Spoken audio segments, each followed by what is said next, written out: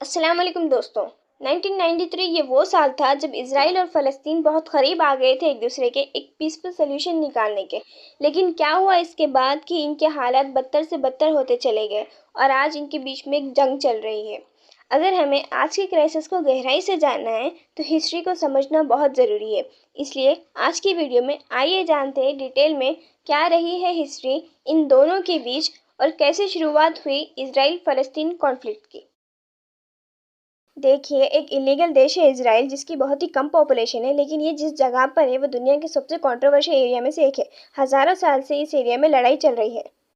अब इसमें कई सारे क्वेश्चंस हैं कि ऐसा कौन सा मुद्दा है जिसकी वजह से हज़ारों साल से ये लोग लड़ रहे हैं और ऐसा क्या रीज़न है कि सारी दुनिया के लोग मिलकर भी इस इशू का सलूशन नहीं निकाल पा रहे हैं। और उससे भी बड़ा क्वेश्चन ये है कि इज़राइल के पास ऐसा क्या है कि इतना छोटा होके भी सारे अरब कंट्रीज़ को अकेले कैसा हरा दे रहा है। तो ये सारी चीज़ें हम डिटेल में डिस्कस करेंगे, लेकिन उसके लिए हमें इसकी पूरी कहानी जानना बहुत ज़रूरी है। देखिए, अभी करंट सिचुएशन की बात करें तो इंडिया से वेस्ट ये है इज़राइल। ये जितना आप येलो में देख रहे हैं ये है इज़राइल और ये ग्रे कलर में वेस्ट बैंक और गाज़ा स्ट्रिप है।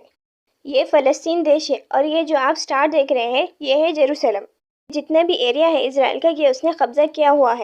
जेरूसलम ही मेन रीज़न है जिसकी वजह से क्रिश्चियन, ज्यूज़, मुस्लिम्स में कॉन्फ्लिक्ट हुआ, वो मैं अभी आपको आगे बताऊंगी।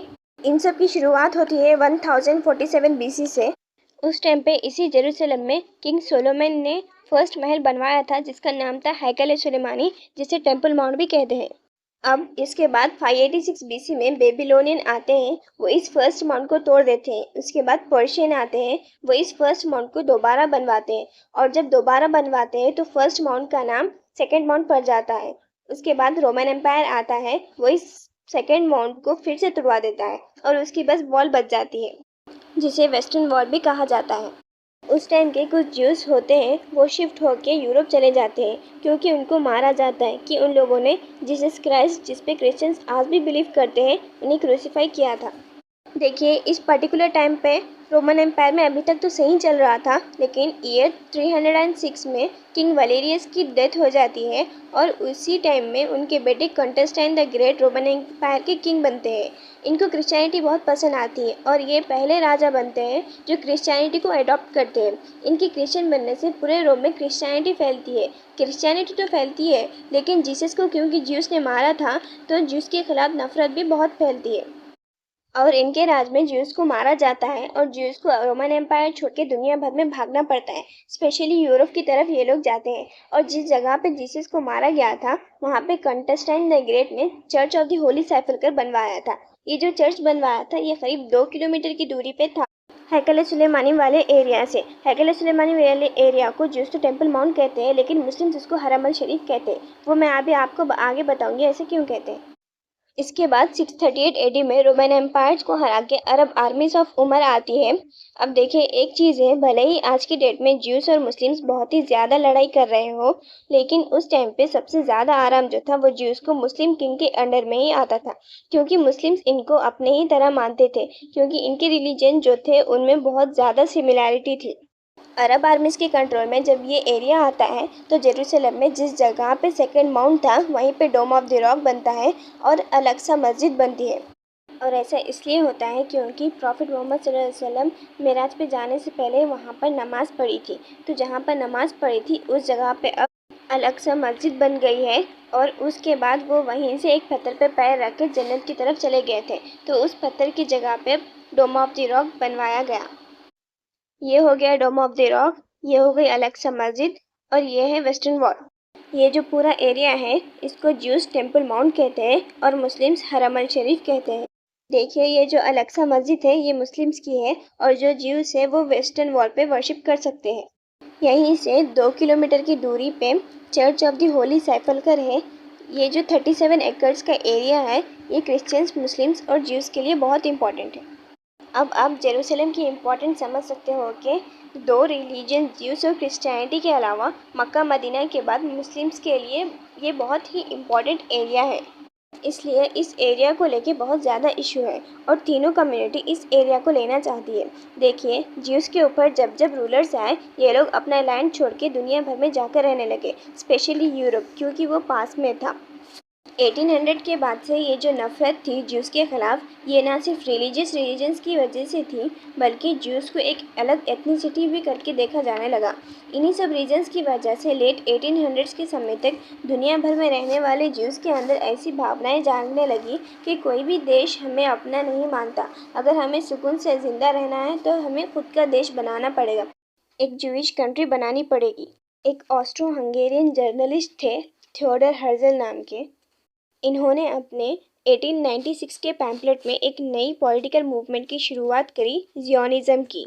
इन्होंने कहा कि ज्यूज़ को अपनी एक सेपरेट कंट्री मिलनी चाहिए। उस समय के लिए ये आइडिया कोई नया आइडिया नहीं था। 1870 से ही कई ऐसी ऑर्गेनाइजेशंस थी जो अपने आप को लवर्स ऑफ ज़ियोन करके बुलाती थी, जो इस आइडिया को प्रोपोगेट करने लग रही थी। 1891 में एक ज्यूस राइटर थे, लियो। इन्होंने एक किताब लिखी, ऑटो इमेंसिपेशन, जिसमें उन्होंने लिखा कि ज्यूस को अपनी किस्मत खुद लिखनी होगी और एक इंडिपेंडेंट स्टेट बनाना पड़ेगा। इन्हीं सब रीजंस की वजह से 1881 में पहली लार्ज स्केल माइग्रेशन देखने को मिली ज्यूस की फ़लस्तीन के एरिया में। ज्यूस ने जाकर फ़लस्तीन के एरिया में कई परमानेंट सेटलमेंट्स बनाए और वहाँ जाकर रहने लग गए। अब फ़लस्तीन का एरिया ही क्यों चुना? क्योंकि ये ज्यूस के लिए काफ़ी होली एरिया था।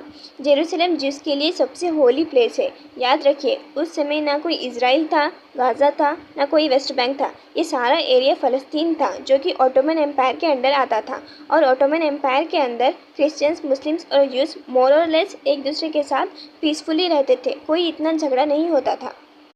अब हम फास्ट फॉरवर्ड करते हैं साल 1914 में। वर्ल्ड वार 1 स्टार्ट होती है। ब्रिटिश, फ्रेंच और अरब रेवोल्यूशनरीज ऑटोमन एम्पायर के खिलाफ जंग लड़ रहे हैं। ब्रिटिश यहाँ पर बड़ी चालाकी करते हैं। वो कहते हैं अरब रेवोल्यूशनरीज़ को कि तुम हमें सपोर्ट करो ऑटोमन एम्पायर को हराने में, हम तुम्हें फ़लस्तीन का एरिया दे देंगे। और अरब रेवोल्यूशनरीज़ लड़ाई कर रहे हैं एक अरब यूनिफाइड कंट्री बनाने के लिए। ये चाहते हैं कि सीरिया से लेकर यमन तक एक अरब देश बने। ब्रिटिश लोग सेम चीज़ प्रॉमिस करते हैं ज्यूज़ को कि हम तुम्हें तुम्हारा अपना एक अलग से ज्यूइश देश बनाने में मदद करेंगे फ़लस्तीन के पास। ऐसा क्यों करते हैं? ताकि वो अमेरिकन ज्यूज़ को अपीस कर सके और अमेरिका की पॉलिटिक्स पर अपना इन्फ्लुएंस जमा सके। लेकिन रियलिटी में ब्रिटिश ने फ्रेंच के साथ पीछे से एक सीक्रेट डील कर ली। जैसे ही ऑटोमन एम्पायर हारा, वर्ल्ड वार 1 ख़त्म होने के बाद, तो जो मिडिल ईस्ट का एरिया था, ब्रिटिश और फ्रांस ने अपना आधा आधा डिवाइड कर लिया और फ़लस्तीन का रीजन ब्रिटिश ने पूरा अपने कंट्रोल में ले लिया। तो 1918 से लेकर 1948 तक पूरा फ़लस्तीन का एरिया ब्रिटिश राज के अंदर रहता है। इसी समय जर्मनी में हिटलर को पॉलिटिकल पावर मिलती है और ज्यूज़ को मिलियंस की संख्या में मारा जाता है। उनके साथ जेनोसाइड होता है। पूरे हिटलर कंट्रोल यूरोप से ज्यूज़ अपनी जान बचाकर अलग अलग देशों में भागते हैं। कुछ को अमेरिका में रेफ्यूजी मिल जाती है, लेकिन इनमें से कई ज्यूज़ जाते हैं फ़लस्तीन में। ब्रिटिश पहले तो उन्हें अंदर आने देता है, लेकिन बाद में रोकता है उन्हें फ़लस्तीन में आने से, जिसकी वजह से एक इजरायली नेशनलिस्ट मूवमेंट की भी शुरुआत होती है फ़लस्तीन के अंदर। At the same time 1940s के आते आते फ़लस्तीन मूवमेंट की भी शुरुआत हो चुकी है और फ़लस्तीन लोग भी अपने देश की मांग करने लग रहे हैं। 1948 में ब्रिटिश राज अपने हाथ जोड़ लेता है और कहता है बस बहुत हुआ और नहीं होता मुझसे, मैं निकलता हूँ यहाँ से। तुम जूइश लोग अपना एक जूइश देश बना लो और तुम फ़लस्तीन लोग अपना एक फ़लस्तीन देश बना लो। लेकिन मैं नहीं कर सकता, ये सब मुझसे नहीं होगा। ये रिस्पॉन्सिबिलिटी दी जाती है यूएन को। ब्रिटिश लोग निकल लेते हैं फ़लस्तीन छोड़कर। यूएन एक पार्टीशन प्लान बनाता है कि कितना एरिया फ़लस्तीन में जूइश कंट्री बनाने के लिए दिया जाए और कितना एरिया फ़लस्तीन देश बनाने के लिए दिया जाए। 1947 में ये United Nations partition plan release किया जाता है। यूनाइटेड नेशंस अपने प्लान में 55% एरिया अप्रॉक्सीमेटली जूइश स्टेट के लिए रखता है और 45% एरिया अरब फ़लस्तीन स्टेट के लिए रखता है। जेरूसलम दुनिया के 3 मेजर अब्राहमिक रिलीजन्स के लिए एक होली साइट है। अब्राहमिक रिलीजन्स का मतलब है वो धर्म जिनके लिंक्स अब्राहम से किसी न किसी प्रकार से जुड़े हुए हैं। अब्राहम्स का जिक्र ज्यूज़ की होली बुक हिब्रू बाइबल में, इस्लाम के कुरान में और क्रिश्चियंस के बाइबल में मिलता है। ज्यूज़ के लिए ये शहर इसलिए इम्पोर्टेंट है क्योंकि हिब्रू बाइबल के हिसाब से यहाँ के माउंट मोरिया में ही इसहाक का सैक्रिफाइस करने की कोशिश की थी। इसी माउंट मोरिया को Jews holy of the holies बोलते हैं और ये क्लेम करते हैं कि mount Moriah temple mount compound में located dome of the rock के नीचे है। डोम ऑफ द रॉक फिलहाल एक मुस्लिम होली साइट है। हिब्रू बाइबल में यहाँ के टेम्पल माउंट को फर्स्ट टेम्पल बोला जाता है, जिसे किंग सोलोमन ने बनवाया था। क्रिश्चियनिटी में जेरूसलम इसलिए इम्पोर्टेंट है क्योंकि जीसस का क्रूसिफिकेशन इसी शहर में हुआ, और क्रिश्चियंस में ये मान्यता भी है कि इस शहर में जीसस का रिसरेक्शन भी हुआ। पर आज इनके one of the holiest site church of the holy sepulchre located है। ये चर्च टेम्पल माउंट से कुछ 2 किलोमीटर की दूरी पर है। इस्लाम में ये मान्यता है कि जेरूसलम अर्थ में वो लास्ट जगह थी जिसे प्रॉफिट मोहम्मद सल्लल्लाहु अलैहि वसल्लम ने बुर्राक नाम के एक क्रिएचर के हेल्प से ओवरनाइट विजिट किया था, और यहाँ से वो 7th सेंचुरी में जन्नत यानी हेवन की तरफ गए। वो जगह जहाँ प्रॉफिट मोहम्मद सल्लल्लाहु अलैहि वसल्लम जन्नत की तरफ गए वो टेम्पल माउंट कंपाउंड में लोकेटेड है, जहाँ डोम ऑफ द रॉक और अलक्सा मस्जिद है। अलक्सा मस्जिद मुस्लिम के लिए मक्का और मदीना के बाद थर्ड होलीस्ट साइट है, और अलक्सा मस्जिद मुस्लिम्स का फर्स्ट किबला है। दोस्तों, जेरूसलम का पूरा मुद्दा इसी रिलीजियन सिग्निफिकेंस के अराउंड लोकेटेड है। हजारों सालों के डिस्ट्रक्शन और रिक्रिएशन के बाद टेम्पल माउंट में जो कुछ बचा उस पर ओनरशिप को लेकर कई सारे विवाद है। ज्यूस ये मानते हैं कि डोम ऑफ द रॉक में Holi of the Holis located है, इसलिए उन पर उसका अधिकार है। वहीं मुस्लिम्स इस डिमांड को रिकॉग्नाइज नहीं करते और वो अपनी ओनरशिप क्लेम करते हैं। दोस्तों, जेरूसलम को हिब्रू लैंग्वेज में यरूशलेम और अरबिक में अल-कुद्स कहते हैं। तो अब हम वापस आते हैं यूनाइटेड नेशंस वाली टॉपिक पर। यूनाइटेड नेशंस डिसाइड करता है कि जेरूसलम इंटरनेशनल कंट्रोल में रहेगा। ज्यूइश लोग इस प्लान को स्वीकार करते हैं और वो अपने नए देश का नाम इजराइल रखते हैं, जो कि पूरी तरह इलीगल है क्योंकि एक्चुअल में ये लैंड फलस्तीनियंस की है। और यहाँ जन्म होता है इलीगल देश इजराइल का 1948 में। लेकिन अनफॉर्चुनेटली जो बाकी नेबरिंग अरब कंट्रीज हैं वो इस प्लान से बिल्कुल भी खुश नहीं है। उन्हें लगता है कि ये प्लान बेसिकली ब्रिटिशर्स का तरीका है अपने कॉलोनियलिज्म को कंट्रोल में रखने का, तो वो इसराइल के खिलाफ जंग छेड़ देते हैं। वो कहते हैं हम इसराइल को ज्यूज को इतना सा भी पार्ट लेने नहीं देंगे। ये जंग को नाम दिया जाता है first Arab Israeli war of 1948, और ये अपने आप में बहुत ही ऐतिहासिक जंग है क्योंकि 5 से ज़्यादा देश एक छोटे से नए इलीगल देश के खिलाफ जंग लड़ रहे हैं।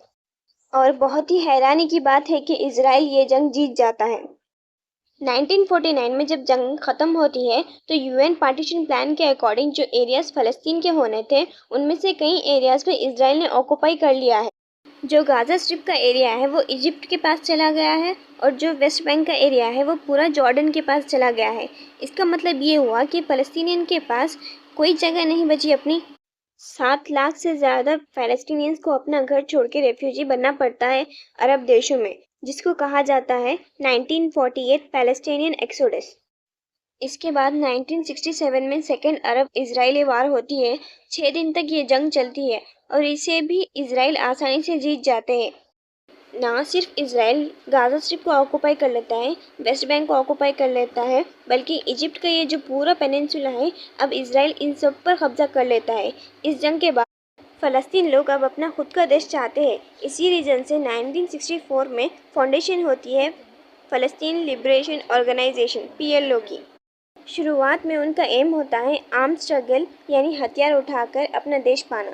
शुरुआत में ये चाहते हैं कि इजराइल जैसा कोई देश एग्जिस्ट ना करे। इसी रीजन से यूएस और इजराइल इसे एक टेररिस्ट ऑर्गेनाइजेशन डिक्लेयर कर देता है। लेकिन एक बात ध्यान देने वाली है कि अगर एक इंसान की पर्सपेक्टिव से देखोगे तो ये टेररिस्ट है, दूसरे इंसान की पर्सपेक्टिव से देखोगे तो ये रेवोल्यूशनरी है, देश की आज़ादी चाहते हैं। 1973 में थर्ड अरब इजराइल वार छिड़ती है, लेकिन वो हमारी कहानी में ज़्यादा इम्पोर्टेंट नहीं है क्योंकि उसके बाद ज़्यादा कुछ बदलता नहीं है। लेकिन 1974 में PLO को ऑफिशियली रिकॉग्नाइज कर लिया जाता है यूनाइटेड नेशंस जनरल असेंबली के द्वारा कि ये फ़लस्तीनियन लोगों का रिप्रेजेंटेटिव है।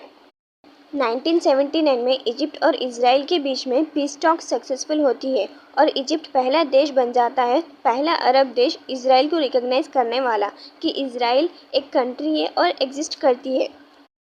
इसी पीस टॉक्स के बाद ये जो पूरा पेनिनसुला का एरिया है जो इजराइल ने कैप्चर कर लिया था इजिप्ट का, वो इजराइल इजिप्ट को वापस दे देता है।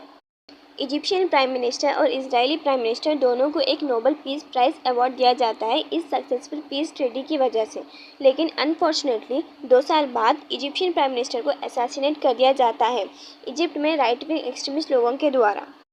अब 1967 से लेकर 1980s तक 10 साल से ज़्यादा गुजर चुके हैं कि इजराइल ने गाज़ा स्ट्रिप और वेस्ट बैंक पर कब्जा कर रखा है। इस समय के दौरान इजराइल में रहने वाले कई लोग जाकर वेस्ट बैंक में अपनी कॉलोनीज एस्टेब्लिश करने लग जाते हैं, सेटलमेंट्स बनाने लग जाते हैं और परमानेंटली रहने लग जाते हैं। इजरायली सरकार उन्हें डायरेक्टली या इनडायरेक्टली सपोर्ट करती है। वहाँ जो घरों की प्राइजेस है वो कम है। कुछ लोग वहाँ पर चीप हाउसिंग की वजह से जाते हैं, तो कुछ लोग वहाँ जाते हैं अपनी रिलीजियस नेशनलिज्म की वजह से। कुछ इजरायली लोग जो कट्टर इजरायली लोग हैं वो कहते हैं कि ये पूरा वेस्ट बैंक का जो एरिया है वो हमारा है और इसीलिए हम वहाँ जाकर रहेंगे, और इसीलिए सेटलमेंट्स होने लग जाती है वहाँ पर इजरायली लोगों की वेस्ट बैंक के एरिया में। इंटरनेशनल कम्युनिटी इन सेटलमेंट्स को इलीगल मानती है क्योंकि ये यूनाइटेड नेशंस पार्टीशन प्लान के खिलाफ जाते हैं ये सेटलमेंट्स, और फ़लस्तीनियन लोग इन्हें कॉलोनाइजेशन मानते हैं। बेसिकली ये उनके देश में कॉलोनाइजेशन करी जा रही है इजरायली द्वारा। 1992 इजराइल को एक बहुत ही बढ़िया प्राइम मिनिस्टर मिलते हैं जिनका नाम है यित्सिक रबिन। वो कहते हैं कि पीएलओ एक टेररिस्ट ऑर्गेनाइजेशन नहीं है, वो बस अपना देश चाहते हैं, हमें उनको उनका देश दे देना चाहिए। इजराइल पीएलओ को ऑफिशियली रिकॉग्नाइज करता है और रिटर्न में पीएलओ भी ऑफिशियली रिकॉग्नाइज करता है इजराइल को। और यहाँ होते हैं 1933 में ऑस्लो एकॉर्ड्स। पहली बार ये दोनों साथ में मिलकर बात करते हैं और 1994 में पहली बार पैलेस्टीन गवर्नमेंट एस्टेब्लिश करी जाती है जिसे नाम दिया जाता है पैलेस्टीनियन नेशनल अथॉरिटी। लेकिन इस पॉइंट ऑफ टाइम तक वेस्ट बैंक के बहुत से एरिया में इजरायली लोगों ने अपने परमानेंट सेटलमेंट्स बना लिए जिसे इजरायली सरकार ने भी सपोर्ट किया। तो फ़लस्तीनियन लोग बहुत ही कम गिने चुने एरियाज़ में टुकड़ों टुकड़ों में रहने लग रहे हैं। तो 3 एरियाज़ में डिवाइड करने का फैसला किया जाता है वेस्ट बैंक के एरिया को। Area A, area B, area C. Area A वाले वो एरियाज होंगे जहाँ पर फ़लस्तीनियन सरकार अपना कंट्रोल रखेगी। एरिया बी वो एरियाज जहाँ पर दोनों सरकार साथ में कंट्रोल रखेगी, और एरिया सी वो एरिया जहाँ पे इजराइल की सरकार अपना कंट्रोल रखेगी। तो यूनाइटेड नेशंस का पार्टीशन प्लान तो बहुत दूर की बात है। रियलिटी में 1994 में फ़लस्तीन को सिर्फ गिने चुने टुकड़े ही मिल पाते हैं, वेस्ट बैंक के एरिया में और गाज़ा स्ट्रिप के एरिया में, जहाँ पर वो अपना देश बना सकते हैं। लेकिन अच्छी खबर यह है कि इस पॉइंट ऑफ टाइम तक इजराइल और फ़लस्तीन बहुत करीब पहुंच चुके हैं एक पीसफुल सोल्यूशन निकालने के। इसी रीजन की वजह से 1994 में फ़लस्तीनियन अथॉरिटी के प्राइम मिनिस्टर यासिर अराफात और इजराइल के प्राइम मिनिस्टर yitzhak रबीन को नोबेल पीस प्राइज़ अवार्ड दिया जाता है। लेकिन अनफॉर्चुनेटली इसके बाद पूरी सिचुएशन का सत्यानाश हो जाता है जब extreme white wing Jewish people अपने प्राइम मिनिस्टर का असैसिनेशन कर देते हैं। एक Jewish extremist point blank range पे आकर पिस्तौल से 3 गोलियां मार देते हैं 1995 में। ये कट्टरवादी जूइश लोग कहते हैं कि कैसे फ़लस्तीन के साथ कॉम्प्रोमाइज़ कर सकते हैं, इतनी सी भी ज़मीन क्यों दे रहे हो उनको, हम तो पूरा फ़लस्तीन इजराइल के अंदर बनाना चाहते हैं। और इन्हीं कट्टरवादियों की वजह से हालात बिगड़ती चली गई। इसी इंसिडेंट से करीब 5-6 साल पहले 1987 में फ़लस्तीन में कुछ इस्लामिक कट्टरवादी लोग साथ में मिलकर आते हैं और हमस ग्रुप को बनाते हैं। हमस ग्रुप कहता है कि ये पीएलओ वाले लोग ज़्यादा ही सेक्युलर बन रहे हैं, ये बहुत कॉम्प्रोमाइज़ कर रहे हैं इजराइल के साथ, लेकिन रियलिटी में हम लोग नक्शे से मिटाना चाहते हैं। तो हम कट्टरवादी लोग अपनी एक नई ऑर्गेनाइजेशन बनाएंगे जो एक्चुअली में फ़ाइट करेगी इजराइल को मिटाने की। तो यहाँ फॉर्मेशन होती है हमस ग्रुप की। ऑब्वियसली जब पीस ट्रीटी होती है 1994 के अराउंड फ़लस्तीन और इजराइल के बीच में, एक तो जूइश कट्टरवादी लोग अपने प्राइम मिनिस्टर से काफ़ी नफरत करते हैं, दूसरी तरफ हमस वाले लोग भी पीएलओ से काफ़ी नफरत करने लग जाते हैं क्योंकि इन्होंने कॉम्प्रोमाइज़ किया था इजराइल के साथ। हमस ग्रुप ना सिर्फ 1996 की फ़लस्तीन इलेक्शंस को बॉयकॉट करता है बल्कि सुसाइड बॉम्बिंग्स भी करवाता है इजराइल पे, जिसकी वजह से दोनों साइड में एक्सट्रीम राइट विंग ग्रुप्स की डोमिनेंस बढ़ने लग जाती है, पोलराइजेशन बढ़ने लग जाती है। दोनों तरफ के लोग, इजरायलीस और फ़लस्तीनियंस लोग एक दूसरे से नफरत करने लग जाते हैं। कुछ नफरत तो पहले से ही थी, अब वो और भी ज़्यादा बढ़ने लग जाती है 1995 के बाद से। 2002 के अराउंड वायलेंट प्रोटेस्ट देखने को मिलते हैं दोनों साइड्स में। 100 से ज़्यादा इजरायलीज और फ़लस्तीनियंस मारे जाते हैं एक दूसरे की तरफ, ग्राउंड पर क्लैशेस होते हैं। और अब इतने ज़्यादा स्केप्टिकल हो चुके हैं ये लोग एक दूसरे को लेकर कि इजराइल अब अपनी सेटलमेंट्स में दीवारें बनाने लग जाता है। जो परमानेंट हाउसेस जो इसके सेटल्ड लोगों ने क्रिएट करे हैं वेस्ट बैंक में, इनके चारों तरफ सिक्योरिटी गार्ड्स एम्प्लॉय कर दिए जाते हैं, चेक पॉइंट्स लगवा दिए जाते हैं और फ़लस्तीनियन लोगों का रहना और भी मुश्किल होते जाता है। 2006 में हमास मिलिटेंट ग्रुप में इलेक्शंस लड़ता है फ़लस्तीन में और जीत जाता है। जो पीएलओ वाली पार्टी थी, फतह है नाम उसका, उसे हरा देता है बहुत छोटे मार्जिन से। 132 में से 74 सीट्स जीत जाता है। लेकिन इसके बाद 2007 में दोनों पॉलिटिकल पार्टीज के बीच में सिविल वार हो जाती है। फ़लस्तीन के देश में इंटरनली लोग लड़ने लग जाते हैं, जो इस पार्टी के सपोर्टर से वो दूसरी पार्टी के सपोर्टर से। 2007 में इस जंग को बैटल ऑफ गाज़ा कहा जाता है और फ़लस्तीन देश को दो हिस्सों में बांटा जाता है। जो गाज़ा स्ट्रिप का एरिया है वहाँ पर अब हमास का कंट्रोल बन जाता है और जो वेस्ट बैंक वाला एरिया है वहाँ पर फतह और पीएलओ का रूल रहता है, जो कि एक्चुअली में नॉन वायलेंट है और एक्चुअल में गवर्नमेंट की तरह वेस्ट बैंक पर रूल करता है। लेकिन आज के दिन गाज़ा स्ट्रिप पर जहाँ हमास का रूल है, जहाँ से लड़ाई देखने को मिलती है, जहाँ से रॉकेट्स फेंके जाते हैं इसराइल की तरफ, वो गाज़ा स्ट्रिप वाला एरिया है। जबकि वेस्ट बैंक में जहाँ पीएलओ का रूल है वहाँ पर इस तरह का कोई वायलेंस देखने को नहीं मिलता। तो ये सिचुएशन है आज के दिन की दोस्तों। इसमें कोई शक नहीं कि इजराइल वेस्ट बैंक के एरिया को पिछले कई दशकों से कॉलोनाइजेशन करता रहा है, जिसकी वजह से क्लैशेस और ज़्यादा बढ़ गए हैं। क्योंकि इजराइल ऑक्यूपाई करने लग रहा है वेस्ट बैंक के एरियाज़ को, और जो इजराइल में भी कट्टरवादी लोग हैं वो कहते हैं कि पूरा का पूरा वेस्ट बैंक एरिया अपने लिए चाहिए। क्योंकि उन लोगों का एक सीक्रेट मिशन ये भी है कि वो अल-अक्सा मस्जिद पर अपना कब्जा जमाना चाहते हैं। इसलिए वो पहले फ़लस्तीन पर कब्जा करें और अब धीरे धीरे जेरूसलम को भी अपने अंडर में लेना चाहते हैं। और फ़लस्तीन लोग भी इजराइल को पूरी तरीके से मिटाना चाहते हैं, क्योंकि उनका कहना है कि वो उनकी लैंड है, वहाँ पर सिर्फ उन्हीं का हक है और इजराइल के इस सीक्रेट मिशन मस्जिद अल-अक्सा को कामयाब होने नहीं देंगे। और मुस्लिम्स कह रहे हैं कि वो शहीद हो जाएंगे मगर अल-अक्सा मस्जिद को कुछ होने नहीं देंगे। सबसे बड़ा सवाल ये उठता है कि क्या सलूशन निकल सकता है इसका। आप अपना ओपिनियन नीचे कमेंट सेक्शन में शेयर करना ना भूलें। और याद रखें, किसी भी रिलीजन को बीच में लाने से पहले आप और हम एक इंसान हैं। सो उन सब के लिए जो भी इस जंग में अपनी जानें खो रहे हैं, उनके लिए प्रे करना, दुआ करना ना भूलें। Thanks for watching.